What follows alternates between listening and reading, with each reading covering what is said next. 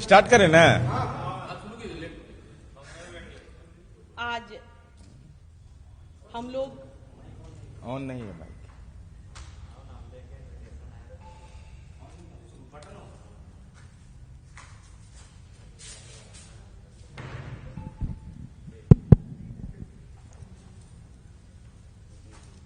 आज हम लोग जदयू प्रदेश कार्यालय के कर्पूरी सभागार में एक बार पुनः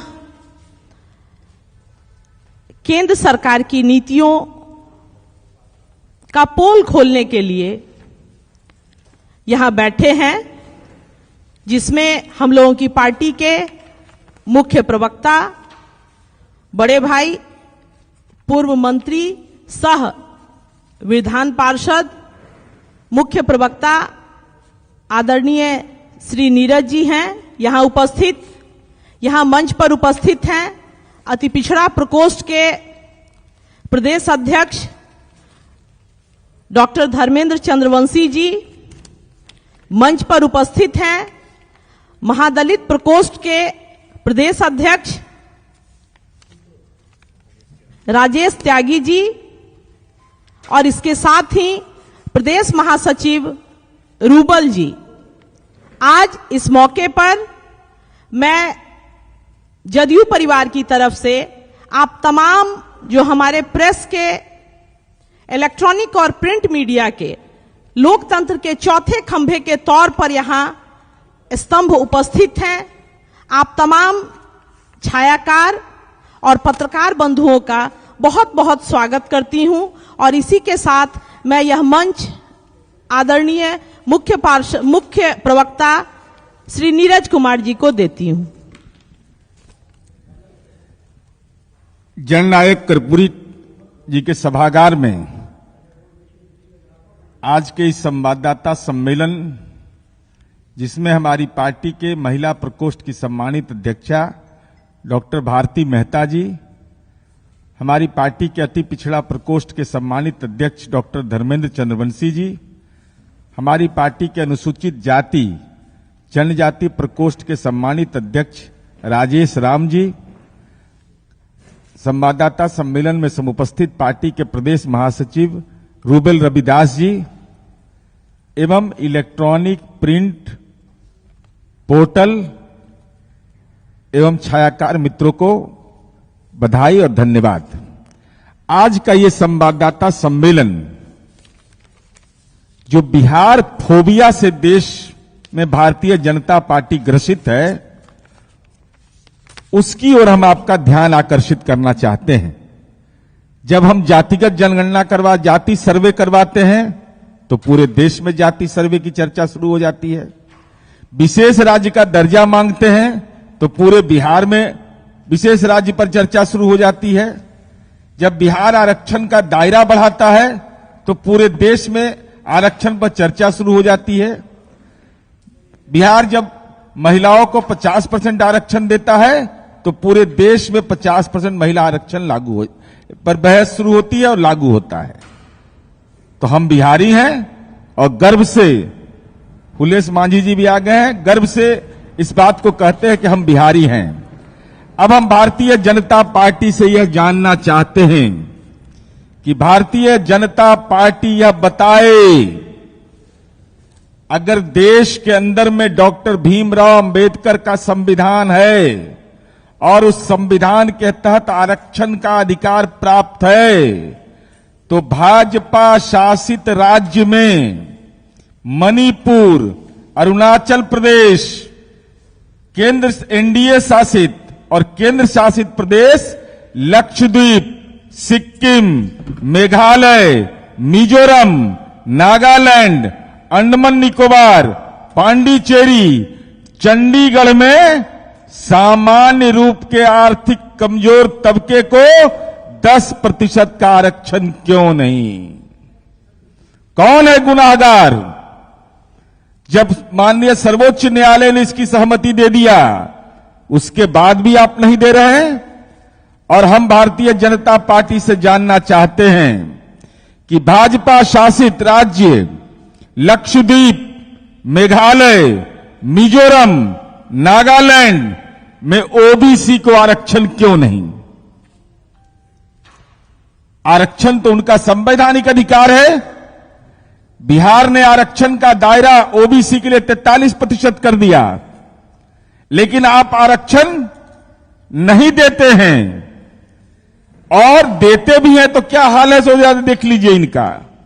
उत्तराखंड में 14%, हरियाणा में 23%, मणिपुर में 23%, त्रिपुरा में 2%, मध्य प्रदेश में 14%। तो भारतीय जनता पार्टी यह बताए कि आखिर कारण क्या है, और हम भाजपा से यह जानना चाहते हैं।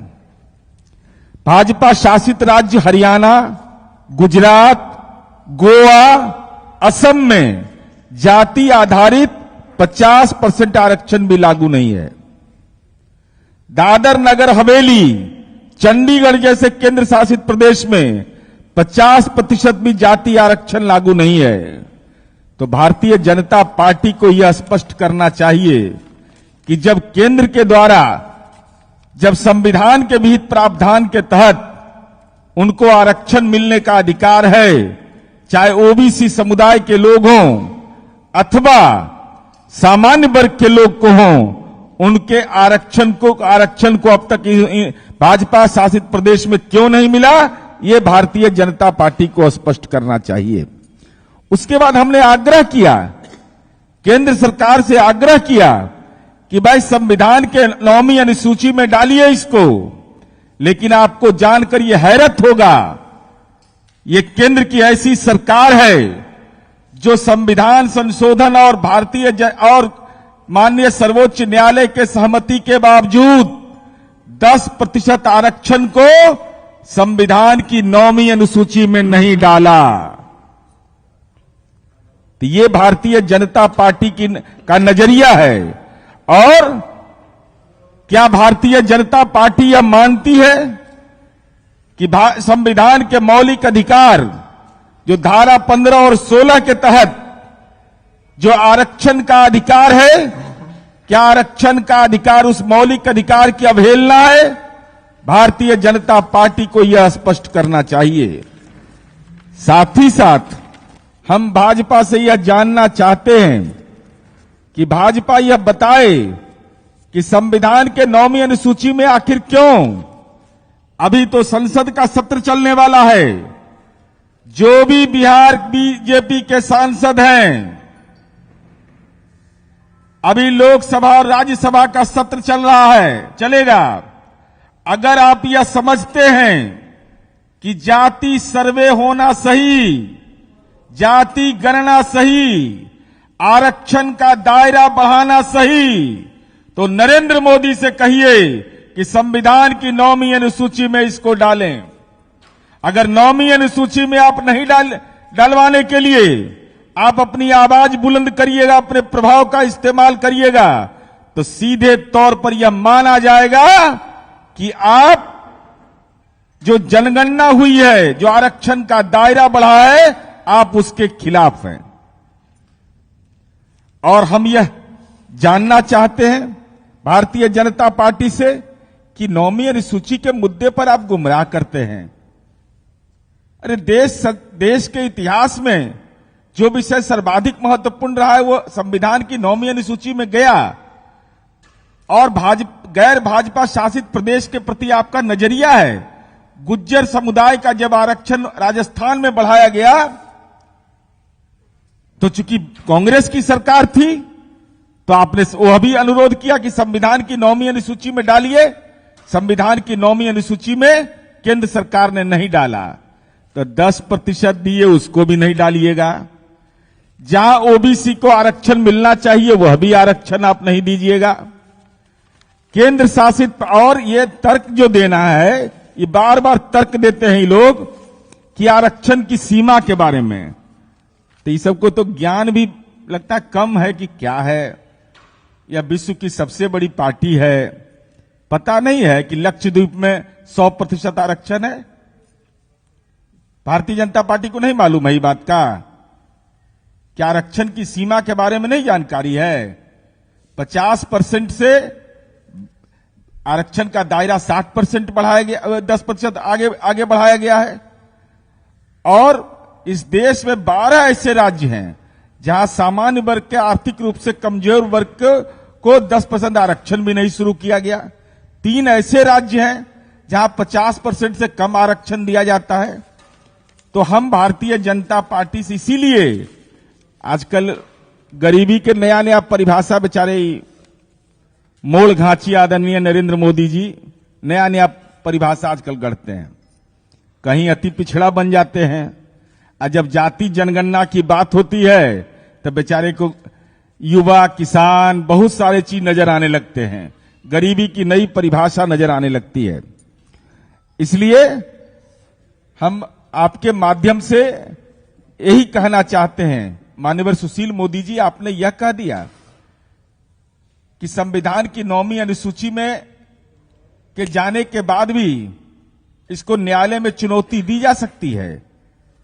हम आपकी जानकारी के लिए यह कहना चाहते हैं, जब जमींदारी उन्मूलन हुआ था और भू वितरण के लिए 50 के दशक में इसको 9वीं अनुसूची में डाला गया, 70 के दशक में जंगल जमीन मजदूर आंदोलन महत्वपूर्ण था इसलिए 9वीं अनुसूची में डाला गया।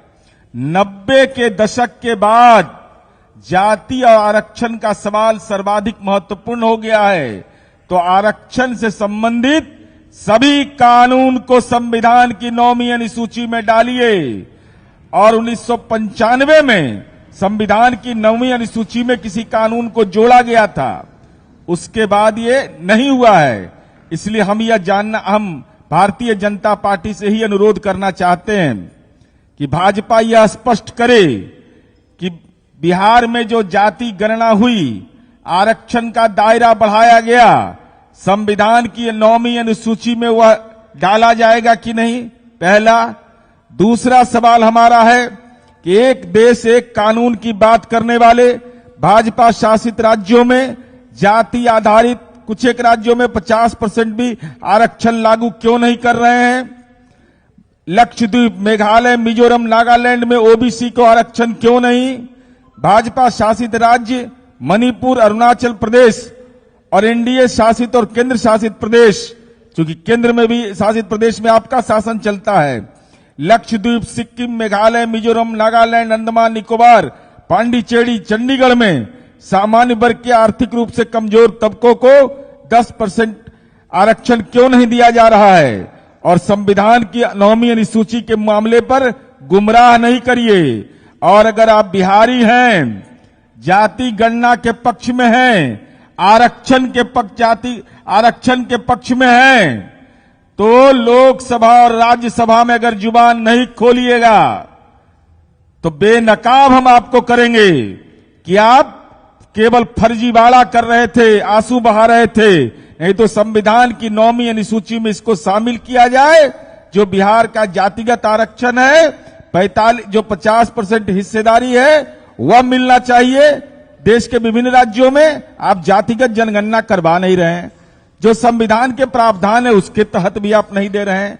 जो आपने अनुशंसा लागू कर दिया उसको 9वीं अनुसूची में नहीं डाल रहे हैं। इसका मतलब साफ है कि भाजपा आरक्षण विरोधी है, और हिम्मत है तो भाजपा को इन सवालों का जवाब देना चाहिए। मैं पढ़ के बता देता हूं।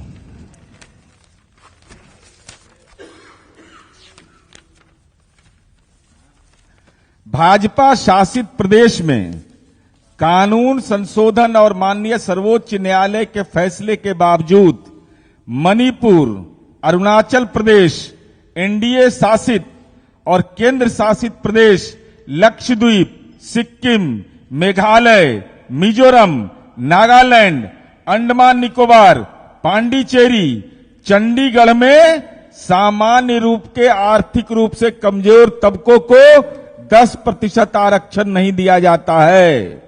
देश में भाजपा शासित राज्य हरियाणा, गुजरात, गोवा, असम में जाति आधारित 50% भी आरक्षण लागू नहीं है। दादरा नगर हवेली और चंडीगढ़ में जैसे केंद्र शासित प्रदेश में भी 50% आरक्षण लागू नहीं है। भाजपा शासित राज्य लक्षद्वीप, मेघालय, मिजोरम, नागालैंड में तो ओबीसी आरक्षण नहीं है, और जहां आरक्षण है उसका जरा हाल देख लीजिए। उत्तराखंड देवभूमि मात्र 14% ओबीसी को आरक्षण, हरियाणा में 23% आरक्षण, मणिपुर में 17%, त्रिपुरा में 2% और मध्य प्रदेश में 14%।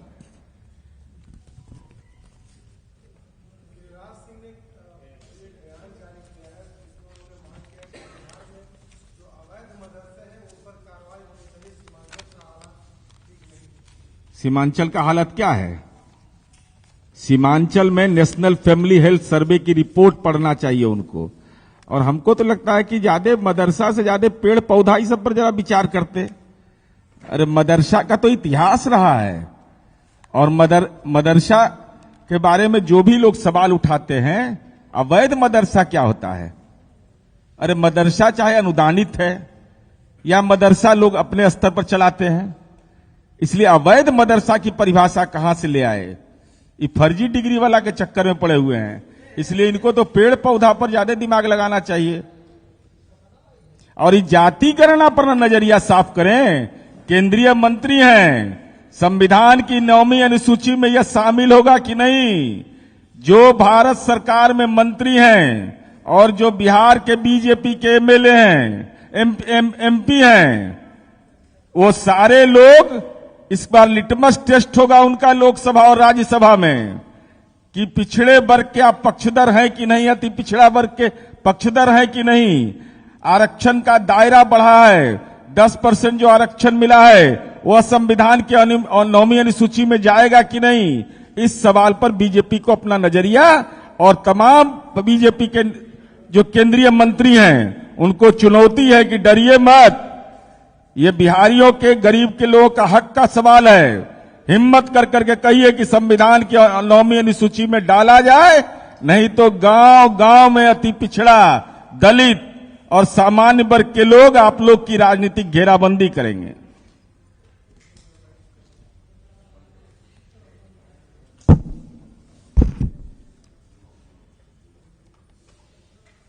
उत्कर्ष